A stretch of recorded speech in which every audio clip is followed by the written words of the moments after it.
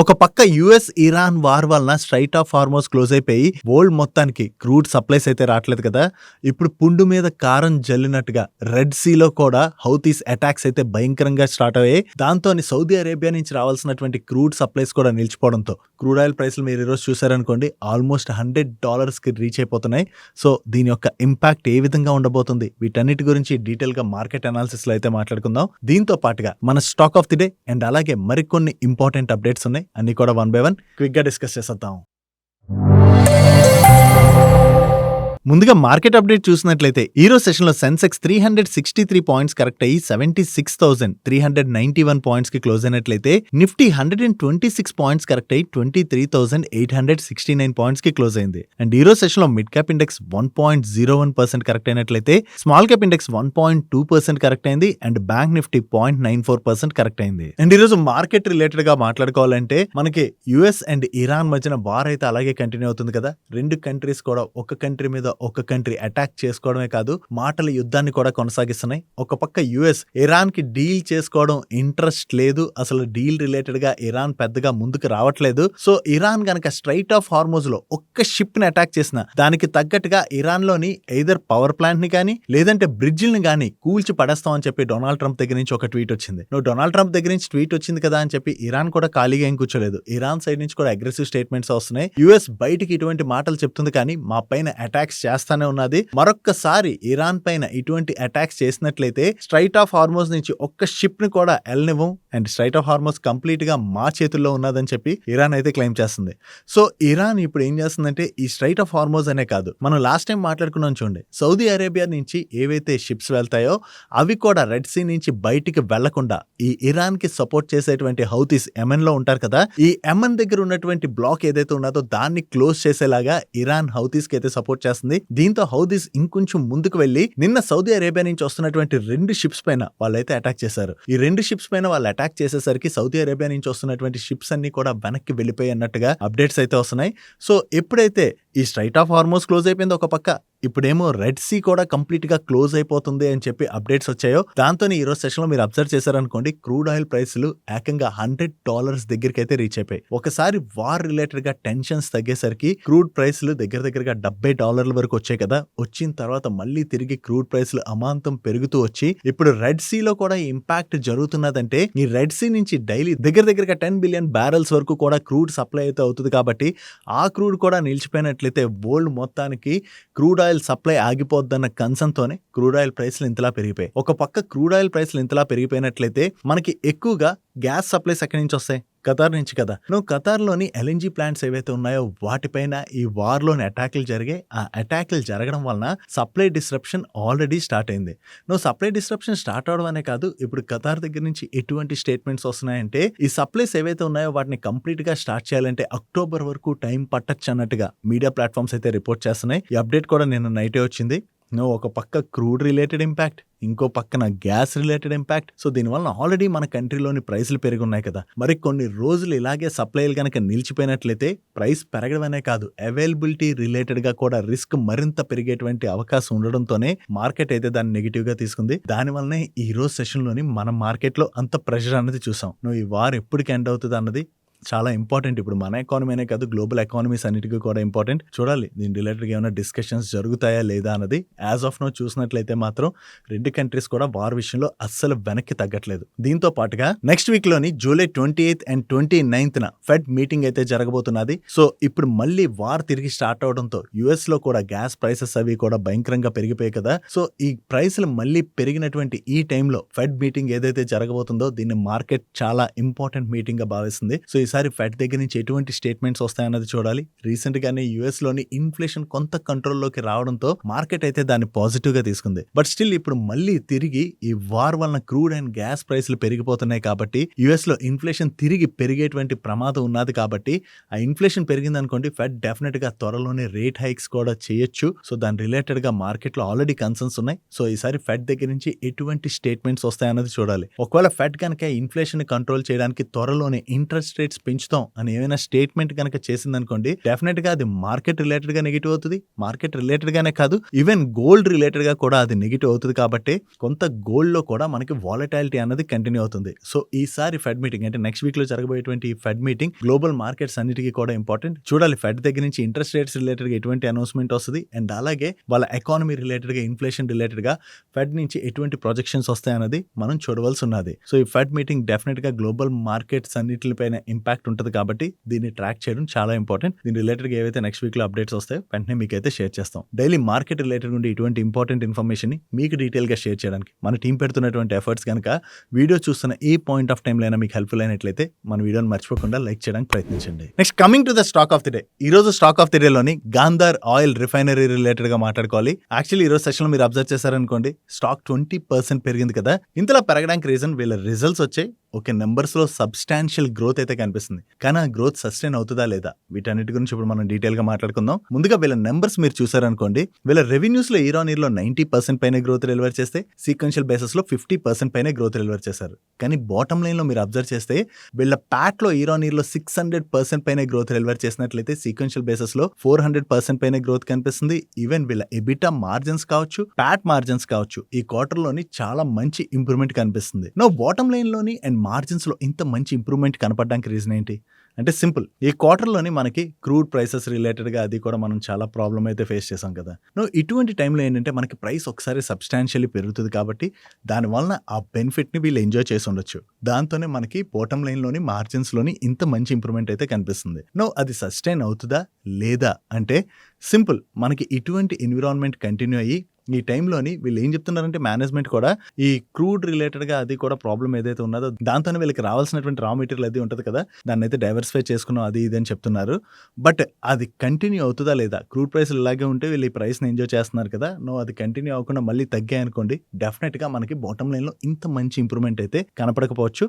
But as of no దాన్ని వీళ్ళు enjoy చేస్తున్నారు కాబట్టి ఆబ్వియస్గా దాన్ని మార్కెట్ పాజిటివ్గానే తీసుకుంటుంది. దానివల్లనే స్టాక్ అయితే పాజిటివ్గా రియాక్ట్ అయింది. బట్ ఇంత గ్రోత్ కమింగ్ క్వార్టర్స్లో కూడా ఉంటుందా అంటే అటువంటి గ్రోత్ అయితే మనం ఎక్స్పెక్ట్ చేయకూడదు. నెక్స్ట్ ఈ రోజు సెషన్ లోని ఎయిర్లైన్ కంపెనీ అయినటువంటి స్పైస్ జెట్ స్టాక్ లోని ఒక్కసారి జంప్ కనపడి స్టాక్ నియర్లీ 10% పెరిగిపోయింది కదా. సో స్టాక్ ఇంతలా పెరగడానికి రీజన్ ఏంటి అంటే వీళ్ళు రిలేటెడ్ గా 2 ఇంపార్టెంట్ న్యూస్లు కనబడుతున్నాయి. ఒకటి, ఈ స్పైస్ జెట్ యొక్క ఫ్లీట్ లోని 3 ఎయిర్ క్రాఫ్ట్స్ అయితే వీళ్ళు యాడ్ చేసినట్టుగా మీడియా ప్లాట్ఫామ్స్ అయితే రిపోర్ట్ చేస్తున్నాయి. సో ఈ 3 ఎయిర్ క్రాఫ్ట్స్ ని యాడ్ చేసినట్లయితే వీళ్ళ ఫ్లీట్ ఫర్దర్ గా ఎక్స్టెండ్ అవుతుంది. దానివల్ల వీళ్ళ బిజినెస్ ఎక్స్పాండ్ చేసుకోవడానికి వీళ్ళకి హెల్ప్ఫుల్ అవుతుంది. కాబట్టి ఒకటి, స్టాక్ పాజిటివ్ గా రియాక్ట్ అయింది. దీంతో పాటు స్పైస్ జెట్ రిలేటెడ్ గా మరొక న్యూస్ కూడా కనపడుతున్నది.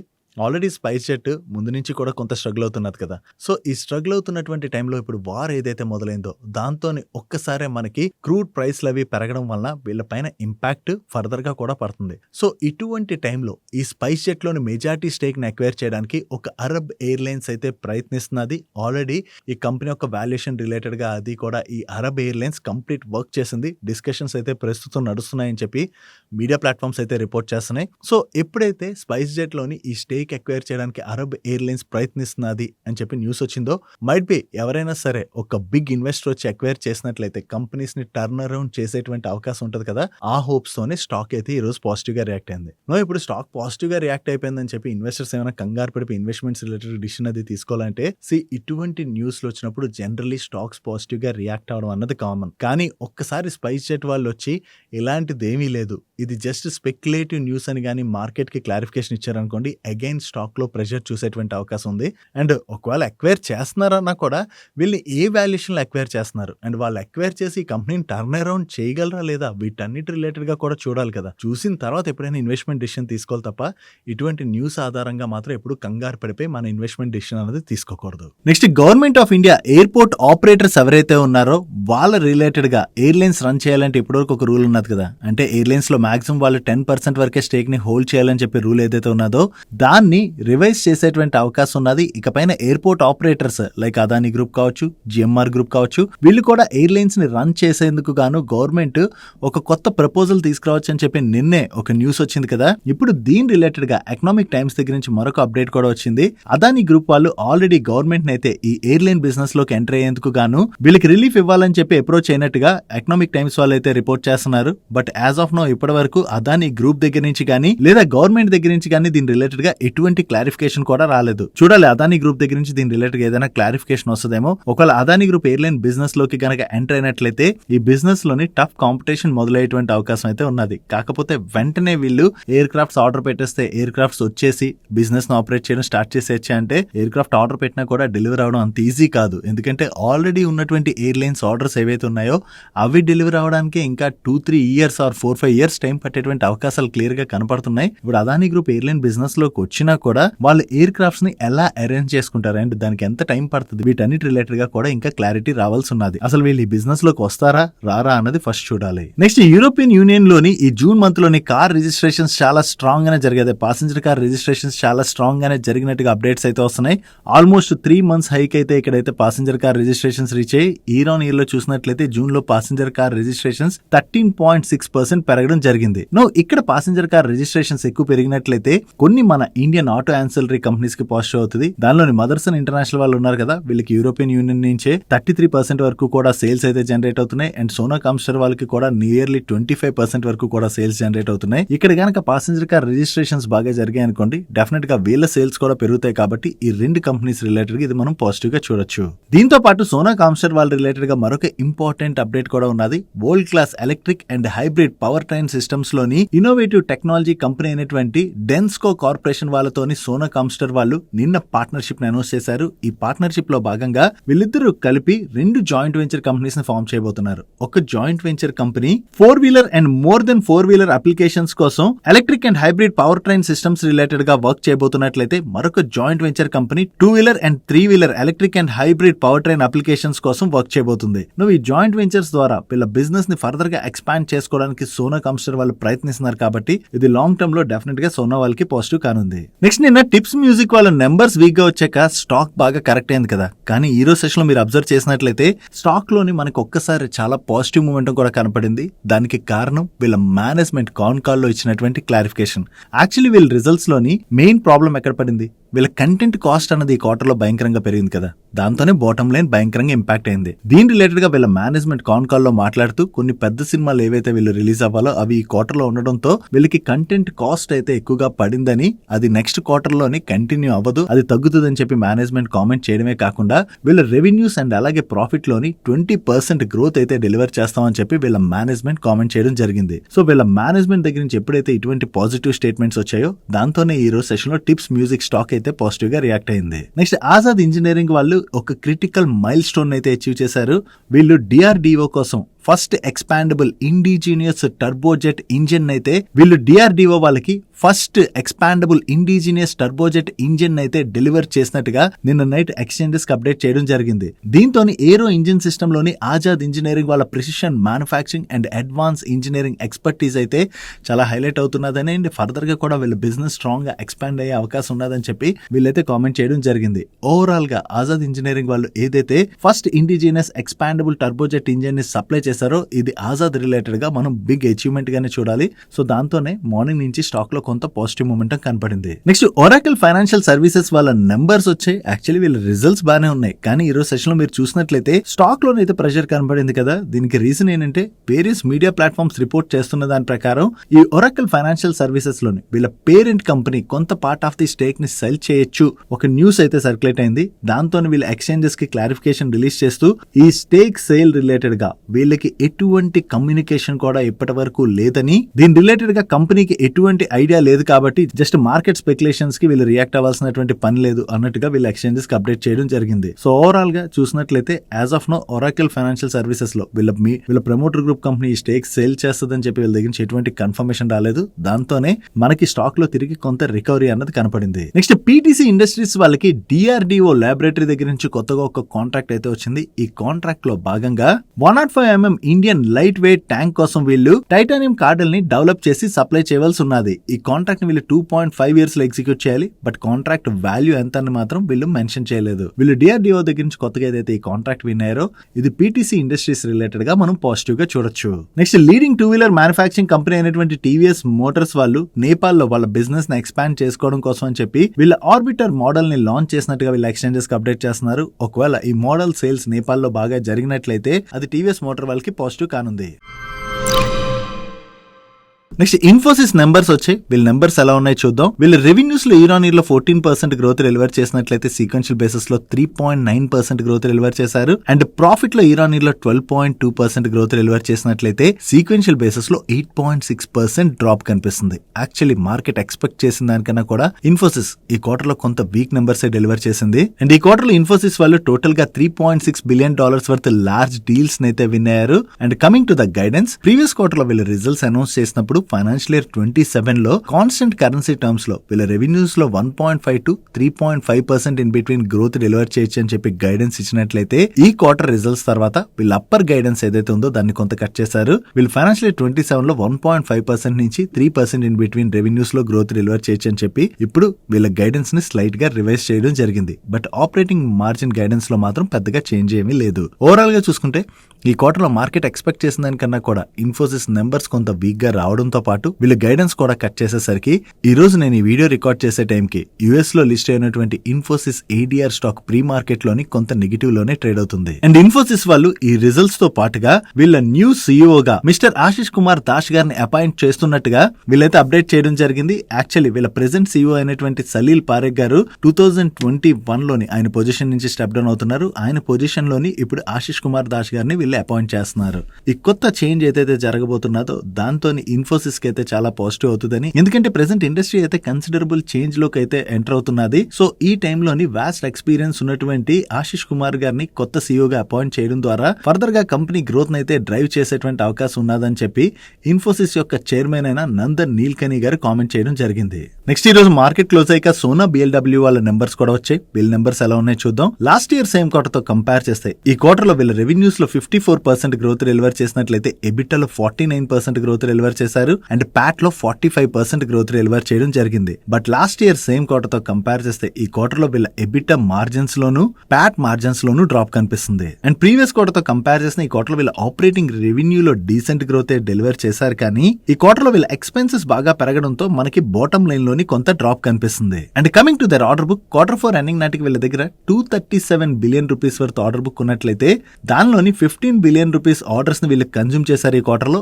అండ్ వీళ్ళు కొత్తగా 18 బిలియన్ రూపీస్ వర్త్ ఆర్డర్స్ ని విన్ అవడం జరిగింది. దీంతో ఈ క్వార్టర్ ఎండింగ్ నాటికి వీళ్ళ దగ్గర 240 billion rupees worth order book ఉన్నట్టుగా వీళ్ళు షేర్ చేస్తున్నారు. ఈ ఆర్డర్ బుక్ లో కూడా ఈవీ సెగ్మెంట్ యొక్క ఆర్డర్ బుక్ నియర్లీ 64% ఉన్నది. ఓవరాల్ గా చూసుకుంటే ఈ క్వార్టర్ లోని సోనా కామ్స్టర్ వాళ్ళు కొంత మిక్స్డ్ నెంబర్స్ ని డెలివర్ చేసినట్టుగా మనం అర్థం చేసుకోవచ్చు. నెక్స్ట్ ఈ రోజు మార్కెట్ క్లోజ్ అయ్యాక ఇండిగో వాళ్ళ నెంబర్స్ కూడా వచ్చాయి. Coming to their revenues, last year same quarter తో కంపేర్ చేస్తే ఈ క్వార్టర్ లోని వీళ్ళ టోటల్ రెవెన్యూస్ లో చాలా మంచి గ్రోత్ డెలివర్ చేశారు. కానీ ఈ క్వార్టర్ ఎక్స్పెన్సెస్ సబ్స్టాన్షియల్లీ పెరిగిపోయి యాక్చువల్లీ క్రూడ్ ప్రైస్లు పెరగడంతో ఎయిర్లైన్ కంపెనీస్ పైన ఇంపాక్ట్ బాగానే పడుతున్నది కదా, అది క్లియర్ గా కనపడుతున్నది. దాంతో ఈ క్వార్టర్ లో వీళ్ళ ఎబిటాలో సిగ్నిఫికెంట్ డ్రాప్ కనిపిస్తున్నది. And last year same quarter లోని వీళ్ళు ప్రాఫిట్ జనరేట్ చేసినట్లయితే ఈ క్వార్టర్ లోని వీళ్ళు 238 crores లాస్ అయితే జనరేట్ చేశారు. ఓవరాల్ గా ఈ క్వార్టర్ లోని వీళ్ళ బాటమ్ లైన్ పైన సిగ్నిఫికెంట్ ఇంపాక్ట్ అయితే పడింది. నెక్స్ట్ తాన్లా ప్లాట్ఫామ్ వాళ్ళ నెంబర్స్ అయితే వచ్చాయి. ప్రీవియస్ క్వార్టర్ లో వీళ్ళ నెంబర్స్ చాలా బాగా వచ్చాయి కదా, దాంతో అక్కడి నుంచి స్టాక్ లో మనకి పాజిటివ్ మూమెంట్ కనపడుతుంది. ఈవెన్ ఈ క్వార్టర్ లో కూడా తాన్లా వాళ్ళ నెంబర్స్ అయితే బాగున్నాయి. వీళ్ళ రెవెన్యూస్ లో ఇయర్ ఆన్ ఇయర్ లో 17.8% గ్రోత్ డెలివర్ చేసినట్లయితే సీక్వెన్షియల్ బేసిస్ లోని 4.1% గ్రోత్ డెలివర్ చేయడం జరిగింది. అండ్ ఎబిటాలో కూడా ఇయర్ ఆన్ ఇయర్ లో చూసిన సీక్వెన్షియల్ బేసిస్ లో చూసిన మంచి గ్రోత్ డెలివర్ చేశారు. Coming to Pat, last year same quarter తో కంపేర్ చేస్తే ఈ క్వార్టర్ లో వీళ్ళ ప్యాట్ లో 20.1% గ్రోత్ డెలివర్ చేసినట్లయితే సీక్వెన్షియల్ బేసిస్ లో 5.8% గ్రోత్ డెలివర్ చేయడం జరిగింది. ఓవరాల్ గా ఈ క్వార్టర్ లో వీళ్ళ నెంబర్స్ బాగుండడంతో ఈ రోజు సెషన్ లో తాన్లా ప్లాట్ఫామ్ స్టాక్ చాలా పాజిటివ్ గా రియాక్ట్ అయింది. Next major pharma companies numbers అయితే ఈ క్వార్టర్ లో కొంత డిసప్పాయింటింగ్ గానే వస్తున్నాయి. ముందు నిన్న ఈవినింగ్ డాక్టర్ రెడ్డిస్ వాళ్ళ నెంబర్స్ అయితే వచ్చాయి. సీక్వెన్షియల్ బేసిస్ లో వీళ్ళ నెంబర్స్ లో కొంత ఇంప్రూవ్మెంట్ కనపడుతున్నా లాస్ట్ ఇయర్ సేమ్ క్వార్టర్ తో మనం కంపేర్ చేసినట్లయితే వీళ్ళ రెవెన్యూస్ లో 6% డ్రాప్ కనపడుతున్నట్లయితే ఎబిటాలో 56% డ్రాప్ కనిపిస్తుంది. అండ్ ప్యాట్ లోని 69% డ్రాప్ కనిపిస్తుంది. ఈ క్వార్టర్ లో mainly semaglutide API related గా వీళ్ళకి పైన 240 crores వరకు ఇంపాక్ట్ అయితే పడిందని, సో దాని వల్ల అంటే ఇన్వెంటరీ ప్రొవిజన్ ఇవి తీసుకోవడం వలన కొంతవరకు వీళ్ళ బాటమ్ లైన్ ఇంపాక్ట్ అయినట్టుగా వీళ్ళ మేనేజ్మెంట్ అయితే షేర్ చేస్తుంది. బట్ ఓవరాల్ గా చూసుకుంటే నెంబర్స్ అయితే కొంత వీక్ గానే ఉన్నాయి. ఈవెన్ ఈ రోజు సెషన్ లో సిప్లా వాళ్ళ నెంబర్స్ కూడా కొంత వీక్ గానే వచ్చాయి. వీళ్ళ ఆపరేటింగ్ రెవెన్యూలో ఇయర్ ఆన్ ఇయర్ లో 2.3% గ్రోత్ డెలివర్ చేసినట్లయితే సీక్వెన్షియల్ బేసిస్ లో 8.8% గ్రోత్ డెలివర్ చేశారు. బట్ ప్యాట్ విషయంకి వచ్చేసరికి ఈ క్వార్టర్ లో వీళ్ళ ఎక్స్పెన్సెస్ అవి పెరగడంతో మనకి ఇయర్ ఆన్ ఇయర్ లో వీళ్ళ ప్యాట్ లో 39% డ్రాప్ కనిపిస్తుంది. బట్ ప్రీవియస్ క్వార్టర్ తో కంపేర్ చేస్తే మాత్రం ఈ క్వార్టర్ ప్రాఫిట్ లో వీళ్ళు మంచి గ్రోత్ డెలివర్ చేశారు. బట్ ఇయర్ ఆన్ ఇయర్ లో వీళ్ళ బాటమ్ లైన్ లో ఇంపాక్ట్ కనపడడంతోనే ఈ రోజు సెషన్ లో సిప్లా స్టాక్ లో కూడా మనకి కొంత ప్రెషర్ కనపడింది. నెక్స్ట్ ఈ రోజు సెషన్ లో విశాల్ మార్ట్ వాళ్ళ నెంబర్స్ వచ్చే వేల్ నెంబర్స్ ఎలా ఉన్నాయో చూద్దాం. వీళ్ళ ఆపరేటింగ్ రెవెన్యూలో ఇయర్ ఆన్ ఇయర్ లో 18.7% గ్రోత్ డెలివర్ చేసినట్లయితే ఆపరేటింగ్ ఎబిటాలో 19.3% గ్రోత్ డెలివర్ చేశారు. అండ్ ప్యాట్ లో 25.6% గ్రోత్ డెలివర్ చేయడం జరిగింది. And last year same quarter తో కంపేర్ చేస్తే ఈ క్వార్టర్ వీళ్ళ ఎబిటా మార్జిన్స్ లోని స్లైట్ గా ఇంప్రూవ్మెంట్ కనపడుతుంది. ఇక్కడ నెంబర్స్ డీసెంట్ గానే ఉన్నాయి కదా, బట్ ఈ రోజు సెషన్ లో రిజల్ట్స్ వచ్చాక స్టాక్ లో ప్రెషర్ కనపడింది కదా. దానికి రీజన్ వీళ్ళ సేమ్ స్టోర్ సేల్స్ గ్రోత్ 10% ఏదైతే వీళ్ళు రికార్డ్ చేశారో యాక్చువల్లీ దీనికన్నా బెటర్ గ్రోత్ వీళ్ళు డెలివర్ చేస్తారని చెప్పి మార్కెట్ ఎక్స్పెక్ట్ చేసింది. బట్ ఈ సేమ్ స్టోర్ సేల్స్ గ్రోత్ లో కొంత వీక్ గ్రోత్ డెలివర్ చేయడంతో మనకి స్టాక్ లోని కొంత ప్రెషర్ అయితే కనపడింది. రిజల్ట్స్ రిలేటెడ్ గా వీళ్ళ మేనేజ్మెంట్ మాట్లాడుతూ ఈ క్వార్టర్ లోని వీళ్ళపైన ఇన్ఫ్లేషనరీ ప్రెషర్ అయితే బాగానే పడిందని, బట్ కమింగ్ క్వార్టర్స్ లోని గ్రోత్ మూమెంటం అయితే బాగానే కంటిన్యూ అయ్యేటువంటి అవకాశం ఉన్నదని చెప్పి వీళ్ళ మేనేజ్మెంట్ కామెంట్ చేయడం జరిగింది. నెక్స్ట్ వారి రెన్యూబుల్ టెక్నాలజీస్ వాళ్ళ నెంబర్స్ వచ్చి వీళ్ళ నెంబర్స్ ఎలా ఉన్నాయి చూద్దాం. లాస్ట్ ఇయర్ సేమ్ క్వార్టర్ తో కంపేర్ చేస్తే ఈ క్వార్టర్ లో వీళ్ళ ఆపరేటింగ్ రెవెన్యూలో 53% గ్రోత్ డెలివర్ చేసినట్లయితే ఎబిటాలో 47% పైన గ్రోత్ డెలివర్ చేశారు. అండ్ ప్యాట్ లో 37.7% గ్రోత్ డెలివర్ చేయడం జరిగింది. But last year same quarter తో కంపేర్ చేస్తే ఈ క్వార్టర్ వీళ్ళ ఎబిటా మార్జిన్స్ లో మాత్రం డ్రాప్ కనిపిస్తుంది. అండ్ సీక్వెన్షియల్ బేసిస్ లో మనం కంపేర్ చేసినట్లయితే వీళ్ళ రెవెన్యూస్ లో 16% డ్రాప్ కనపడుతున్నట్లయితే ఎబిటాలో కూడా 16% డ్రాప్ కనిపిస్తుంది. అండ్ ప్యాట్ లో ఏకంగా 23% పైన డ్రాప్ కనిపిస్తుంది. ఓవరాల్ గా సీక్వెన్షియల్ బేసిస్ లో వీళ్ళ నెంబర్స్ లో ఏదైతే ఈ డ్రాప్ కనపడుతుందో దాంతో ఈ రోజు సెషన్ లో వారి రెన్యూబుల్ టెక్నాలజీ స్టాక్ లో మనకి ప్రెషర్ కనపడింది. That's it for today's daily మనిషి. ఈ రోజు డైలీ మనిషిలో మేము షేర్ చేసిన ఇన్ఫర్మేషన్ మీకు హెల్ప్ఫుల్ అయినట్లయితే మన వీడియోని లైక్ చేస్తూ ఛానల్ సబ్స్క్రైబ్ చేసుకోవడం మర్చిపోకండి. నేను చంద్రశేఖర్ పత్రి మరొక ఇంట్రెస్టింగ్ వీడియోతో కలుద్దాం. Good night.